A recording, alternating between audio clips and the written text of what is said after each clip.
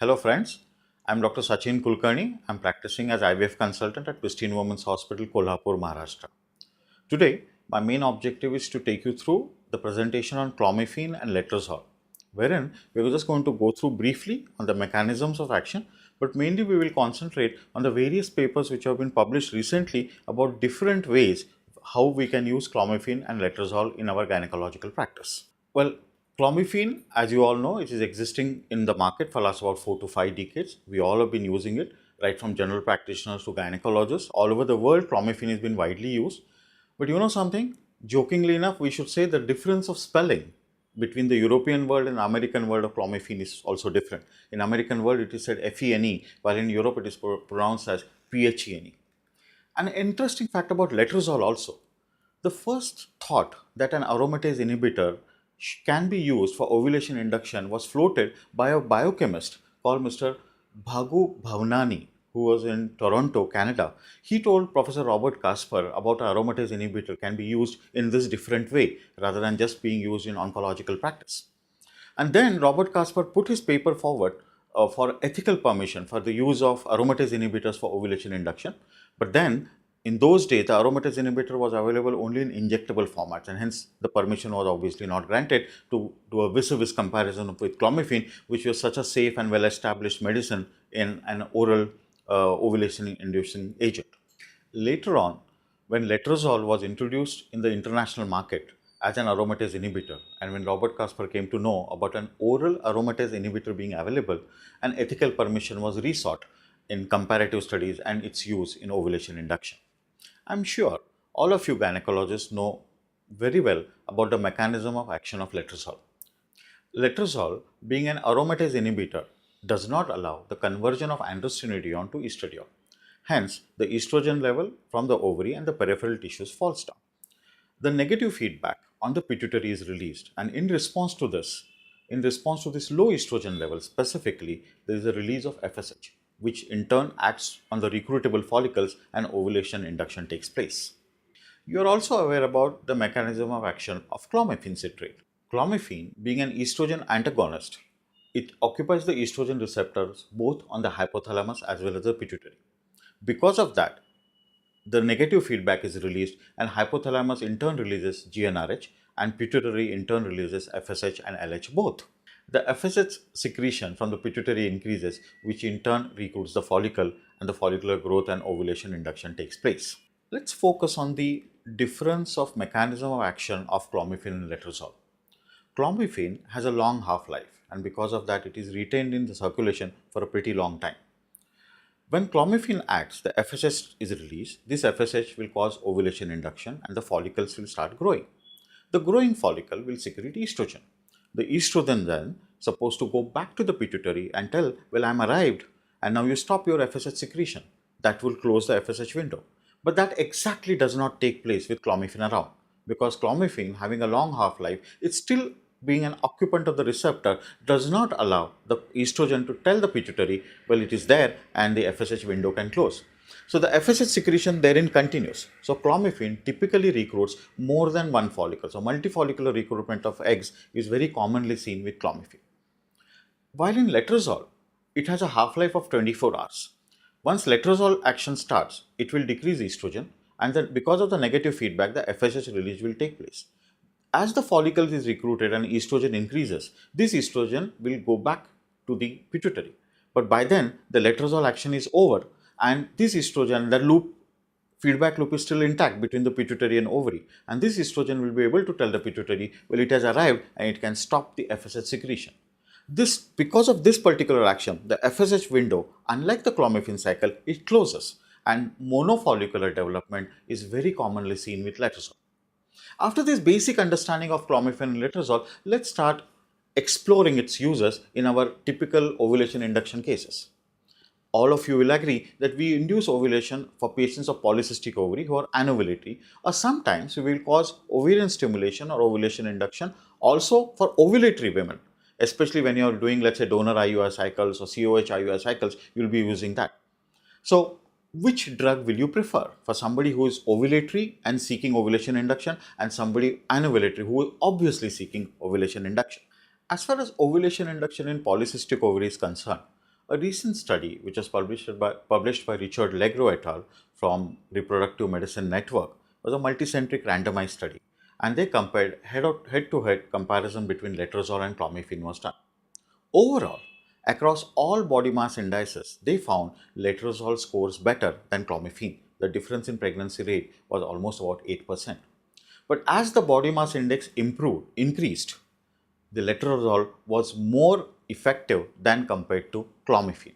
So this simplifies a few things for us. It tells us when it comes to a high BMI polycystic ovary, letrozole undoubtedly will be your first drug of choice. In a normal body mass index, well, you can use clomiphene because the difference between the two groups was just 8% in the pregnancy rate, though they intended to have a difference of 10%. So clomiphene could be effective in that particular group as well. Were there any fallacies of this study? Well, this study was criticized for two reasons. One, there was no lifestyle intervention done amongst the patient. And as we understand very well, whenever a polycystic ovary patient comes, the first and foremost thing you do is lifestyle intervention. And I call it optimizing a polycystic ovary. When it comes to optimizing a polycystic ovary, one is weight reduction. Second, we can correct hyperandrogenemia a bit so that the ovulation induction is better. Both these two things were not done in this Rick-Legro study. And we really do not know whether it can be replicated in other ethnic population, and the same differences in the action of letrozole and clomiphene will be found. So today, after the Richard Legro study, we all can say, or we can just have a consensus, that when it comes to PCOS ovulation induction, letrozole will be my first drug of choice.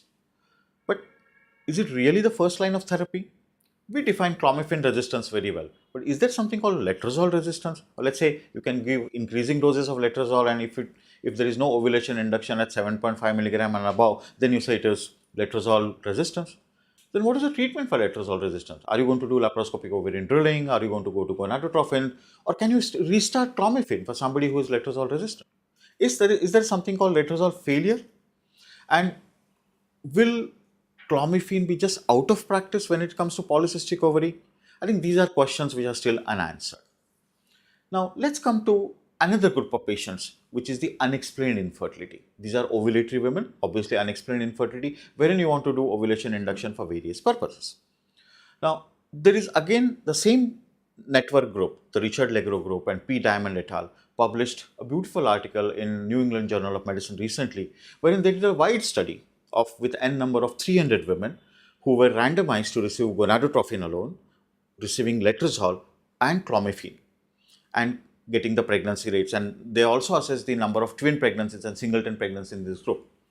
And what this study concluded was gonadotropin had the highest pregnancy rate, the second was clomiphene, and the last was letrozole.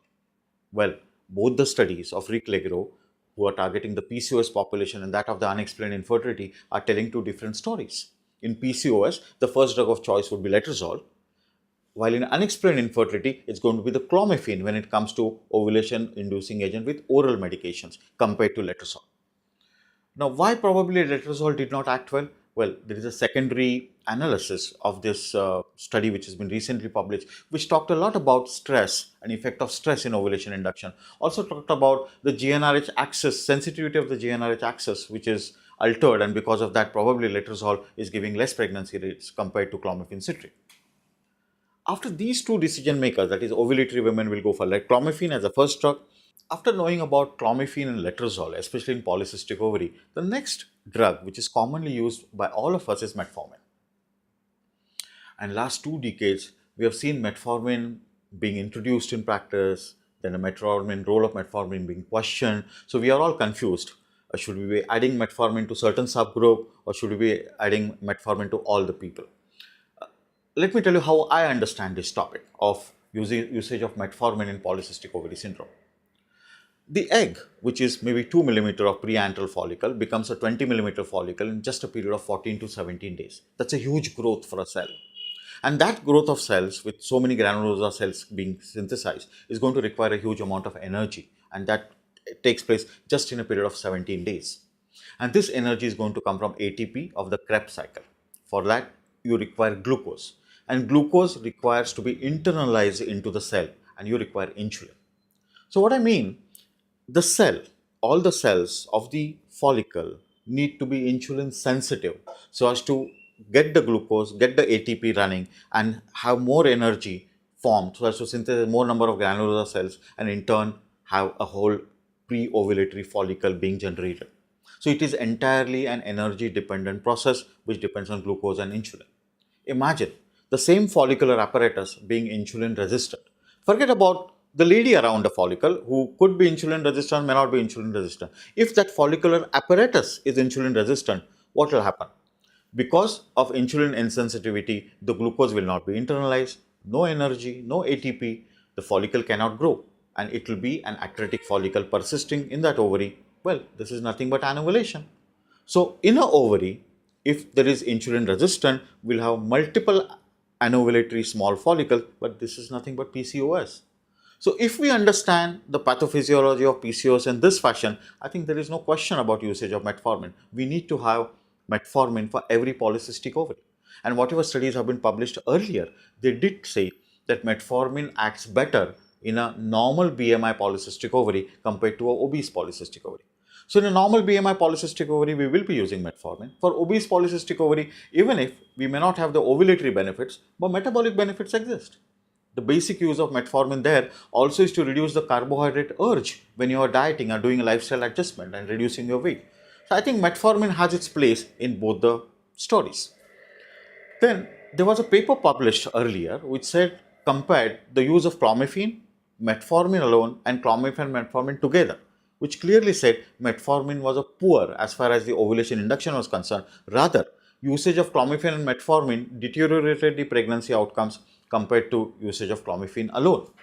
So this was an Asian replication of similar trial wherein they did clomiphene citrate, metformin and a combination group in a population of polycystic ovary syndrome. This was a very wide study which was published and which was had about more than 40 patients in each group of clomiphene, metformin and combination group. And what they detected, in the combination group, they had a pregnancy rate of 68%, which was the highest when clomiphene and metformin was combined together. And so, probably, the usage of metformin, there could be a subgroup of PCOS where metformin works the best when it comes to ovulation. But still, we should use metformin for everybody. Either it will benefit the ovulation induction way, the endocrine parameters, or metformin will benefit us metabolically. And we do understand, though insulin resistance is not part and parcel of definition of polycystic ovary, insulin resistance definitely aggravates all the complications of polycystic ovary, especially the complication related to pregnancy outcomes like abortions, pregnancy-induced hypertension, IUGR, placental insufficiencies, gestational diabetes mellitus. Everything is high because of the insulin resistance there. So in some way, even if we improve the metabolic parameters, the live birth rate and probably the pregnancy outcomes could be improved with metformin. So I'm a strong proponent of using metformin when it comes to polycystic ovary ovulation induction. Well, folks, we understood the starting story of the letrozole, clomiphene and metformin. Let's go a step further beyond this. We in our practice are commonly experiencing or getting patients of clomiphene resistance. That means you give 100 milligrams of clomiphene for 5 days, you wait for about day 14, day 15, sometimes even till day 20, 22, and you do not have any follicle getting recruited, and you call these patients to be having clomiphene resistance. What's a typical thing we all do? We typically will put the patient on some progesterone like methoxyprogesterone acetate or norethistron, get a withdrawal bleed, and then knowing that clomiphene has not been able effectively doing ovulation induction, we would go to FSH or HMG injections to cause ovulation induction. But this is called withdrawal bleed and FSH stimulation. But there is a paper which says you need not wait for a withdrawal bleed. You can, if on day 15 you do not have any recruitment, that means no follicle is beyond 10 millimeter after clomiphene citrate 5 days of therapy, you can start FSH then and there, like a random start FSH, and take the FSH threshold higher than what clomiphene has already increased the FSH threshold and have an ovulation induction. That's very much allowed. What has happened is the pregnancy rate with this and after with the withdrawal bleed protocol also has remained the same. But time to pregnancy has drastically decreased, halved rather, if you do not go for a withdrawal bleed and go for a straight FSH stimulation therein. And this is also called a stair-step protocol. The stair-step protocol can be implemented in a little different manner, in I would say a very economic manner as well. For somebody who is not very comfortable using gonadotrophins, they could implement it in this particular way. Let that you are given clomiphene for 5 days. You call the patient on day 10 or day 11 for a scan, and on day 10 you suddenly realize that, well, it is clomiphene resistant, none of the follicle is crossing 10 millimeters. You restart clomiphene then and there. Again, you start clomiphene for 100 milligrams once a day for another 5 days. So, you are starting clomiphene again on day 10 for 5 days. What happens? Physiologically, the first clomiphene dose has taken the FSH threshold high, but that threshold is not able to recruit any follicles. So, you added clomiphene again and has risen the threshold little higher more. Clomiphene being a long half-life, the FSH doesn't come down below the threshold even if you have stopped clomiphene few days back. And you can have another small rise in the FSH threshold. For all you know, a few of the follicles can get recruited and you can have an ovulation. For somebody who is economically constrained client, this can be used, and this is also called Stair-Step Protocol using clomiphene. Not only this, we often get clients who could be wives of army people, or their husbands are away on job, or they could be in US, or they just come for holidays for 2 or 3 months and they are just desiring some kind of ovulation induction. Well, the lady just walks in and she says she's day 7 of her menses and she is polycystic ovary. And we all know that we generally do not start any stimulation beyond day 5, but not in polycystic ovary. You can do random start with clomiphene citrate even on day 7, day 10, provided the ovary is quiet. What I mean by quiet? Ovary is obviously studded with follicles, but none of the follicles is beyond 10 millimeters. The follicle is yet to be recruited and the endometrium is thin. In such a situation, even on day 7, day 10, you can start with clomiphene citrate, assume that as day 2 and call the patient for follicular sonography at a desired day 9 or day 10 when you require it.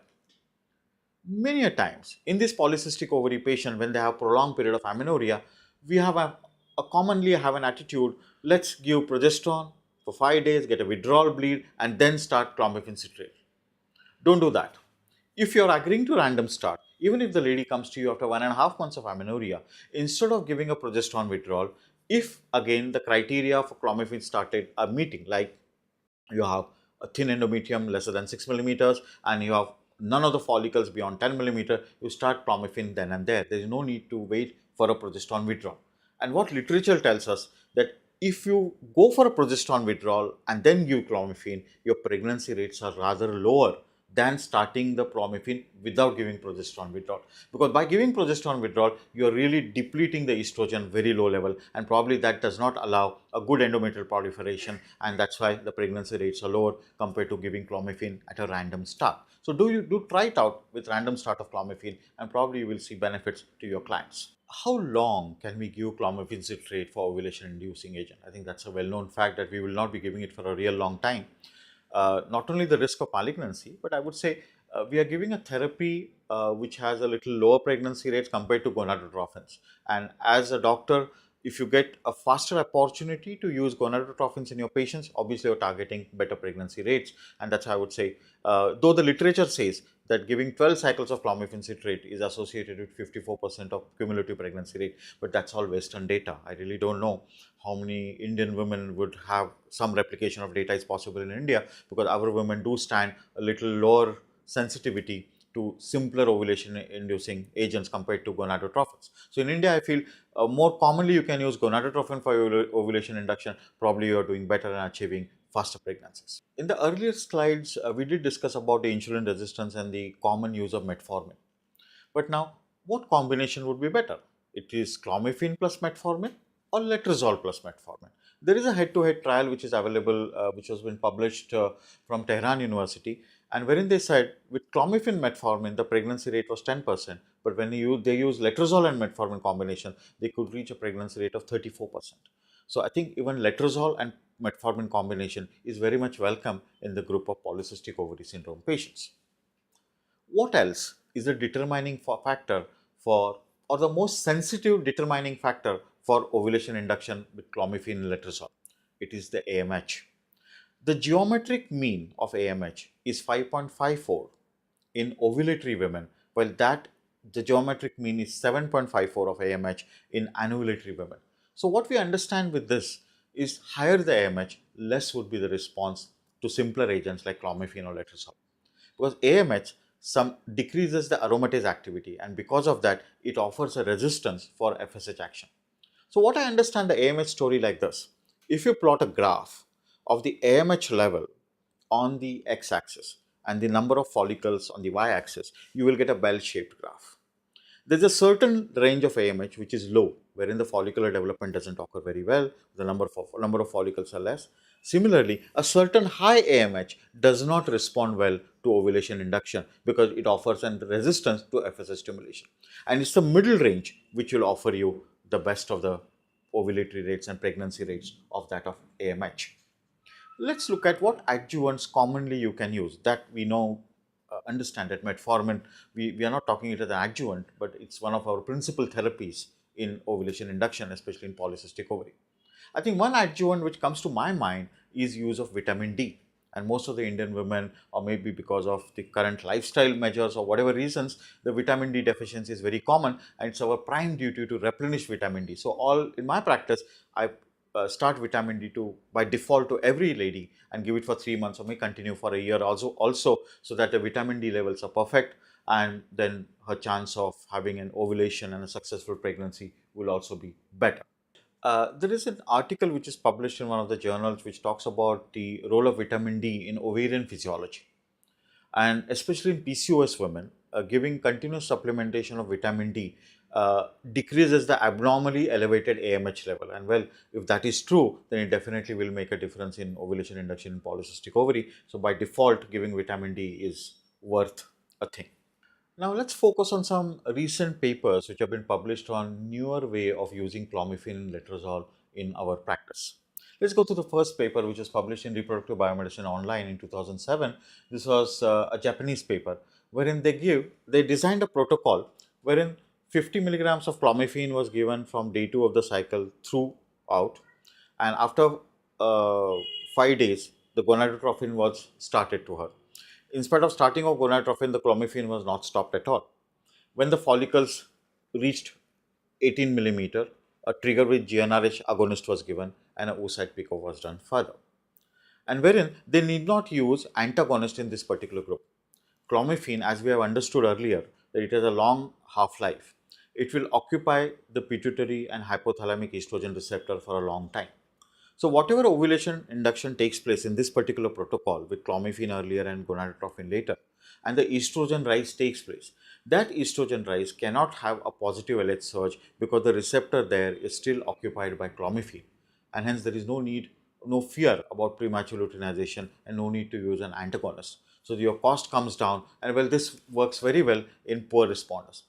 There is Dr. Mohan Kamath from CMC Vellore published a similar study in oocyte donors, wherein he used 100 milligrams of clomiphene continuously for about 12 days, and all those 12 days the lady was taking ovulation induction, ovarian stimulation with gonadotrophins, and did nullified the need of using GnRH antagonist, which is extremely good, especially for a donor, because oocyte donor is serving like a god. She is taking injections for somebody else, and if we can decrease her set of injections, it can not only decrease the cost, but a physical trouble to that lady will also be decreased. Another novel use of clomiphene in IVF would be clomiphene co-treatment in routine antagonist cycle, wherein you are giving 100 milligrams of clomiphene from day 2 of the cycle to day 6. Obviously, you are starting your gonadotrophins also on day 2, and day 6 onwards, you are adding an antagonist. This was a co-treatment group, and the control group would be a normal antagonist cycle, wherein there is a gonadotrophin and antagonist added from day 6 onwards. What they found that in fresh embryo transfers, the LH levels were better in the luteal phase because the long half-life of clomiphene gave a better LH level in the luteal phase, but this was only in fresh transfers. Now is the era of freeze all policies, of vitrification all cycles. So whether that clomiphene can cause antagonist endometrial side effects is none of a concern as we stand today, because we are giving clomiphene, causing ovulation induction or ovarian stimulation, retrieving the eggs after ovarian stimulation, then freezing the embryos, and then taking a gap of 1 to 1.5 months and then putting the embryos back. So the clomiphene deteriorating the endometrial, that factor wouldn't exist or wouldn't trouble us in our practice. But what about IUI cycles? So what about clomiphene uses in routine ovulation induction where we are not doing ART or not we are doing IVF? How do we know about endometrial toxicities developed or no? All the previous papers talked about when you give clomiphene on the day of HCG, if your endometrium is less than 6 millimeters, you will say, well, this is a thin endometrium because of clomiphene. And if there is a thin endometrium, this clomiphene should not be used again. There is no point correcting thin endometrium by giving any estradiol supports as well. But there was a recent paper published about the endometrial thickness and IUI outcomes, and it said aptly how thin is too thin. And it clearly said that in spite of thin endometrium, do not cancel IUI cycles. You can go ahead with it. And it's logically very correct. Let's assume a patient who has 5.5 millimeter of endometrium on the day of HCG in an IUI cycle. You're going to give a trigger with HCG. The follicle is going to rupture by about 36 hours. Then you will do an IUI. Then fertilization will take place. After fertilization, by the time it becomes a morula and a blastocyst, another 4 to 5 days for the blast to come to endometrial cavity.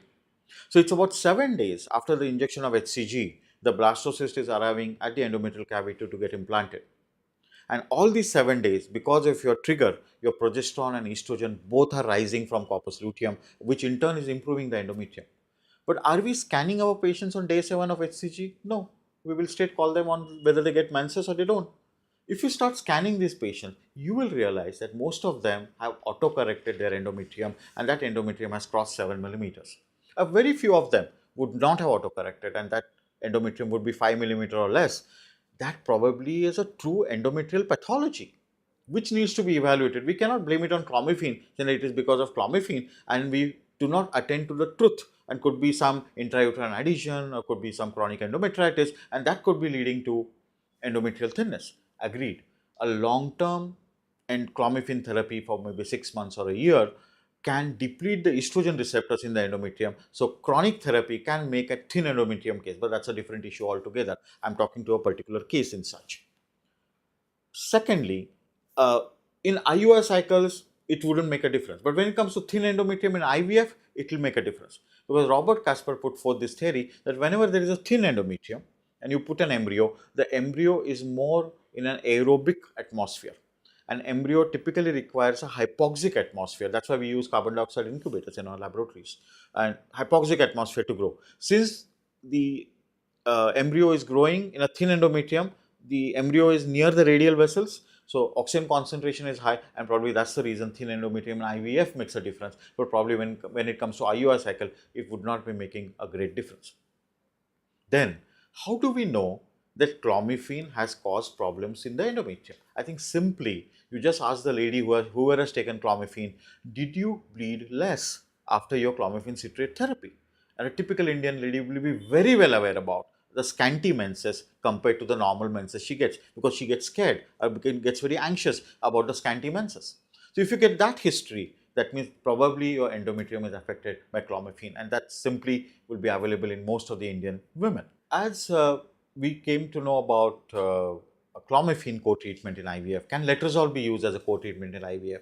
Yes, even letrozole can be used. Letrozole co-treatment in IVF would, number one, increase the androgen levels in the ovary. Intra-ovarian androgens will go up, so more substrate will be available for conversion to estradiol. Secondly, the estrogen receptors in the endometrium will be downregulated, and there will be better proliferation of the endometrium, and hence they have reported low miscarriage rate and better pregnancy rate after using letrozole as a co-treatment in IVF cycles. Let's explore some different uses of letrozole which have been published in the literature. And this is one paper which has been published from the University of Hong Kong, which talks about using letrozole for medical termination of pregnancy. Agreed, MTP is regulated in India, so we wouldn't be using something off-label, but you can use it in missed abortions. So instead of using mifeprine, if you can use letrozole 10 milligram a day for day 1 and day 2, and day 3 you give misoprostol 400 microgram, and you can have a medical termination of a miscarriage. It is possible. So letrozole can be used as a surrogate for mifeprine in such situations. I commonly use letrozole for another indication. Again, I would say this is a little off-label use, very few studies, just sporadic one or two mention of this particular use is there. We typically, at around 35 years of age or 35 to 40 years of age of a lady, she suffers from adenomyosis. And we get these patients with severe cramps in abdomen, with menorrhagias, and they are looking or seeking some kind of medical treatment. We know that probably something like a levonorgestrel intrauterine device would be a very good therapy. but there is a little low acceptance rate to start with. She mentally needs to prepare to accept levonorgestrel intrauterine device. And she's not willing to go for a surgery also. And at 35, we wouldn't like to knock off her uterus for simple adenomyosis. If we can treat it medically, we'll be better off. In such patients, I make a combination of using medroxyprogesterone with letrozole. So from day 2 or day 3 of the cycle, I will be putting the patient on medroxyprogesterone acetate 10 milligram a day, or even norethistron 10 milligram a day. I give 5 milligram in the morning, 5 milligram in the evening, and with letrozole 2.5 milligrams continuously for about 25 days. What it does, the ectopic endometrial deposits in the myometrium will be decellularized by the progesterone we are using, and the very core of it, that it needs estrogen to proliferate, that estrogen we are not making it available because we are continuously giving letrozole. So letrozole drops down the estrogen, and whatever endometrium gets decellularized, so her symptoms become free and she is very well relieved. I typically use this for patients who have adenomyosis where the uterine size is less than 10 centimeters. If it is more than 10 centimeters, sometimes this treatment can fail. Very first cycle, you may not have the best of the results. You use it continuously for about 4 to 6 months, and it has very good results. I commonly use this as a stopgap treatment before I go ahead with a levonorgestrel insertion or going for taking the client up for surgery for my patients. Well, I think in summary, I've just told you about the mechanism of actions of those drugs. Then we explored how we will approach our unexplained infertility, PCOS, how we will give metformin, the use of metformin. Then we talked about how we can combine these drugs with gonadotrophin therapies. And with so much of evidence being clomiphene being one of the main drug of treatment, especially for poor responder in IVF, a combination of clomiphene and gonadotropin giving a better result with embryo pooling concepts, everything coming up fastly in our practice. And we in India see so many women with poor ovarian responses, wherein a drug like clomiphene still has its great role to play. I'm sure these drugs are not going to die away. We are going to explore more uses of clomiphene and letrozole in future. Please do send your feedback. Thank you so much.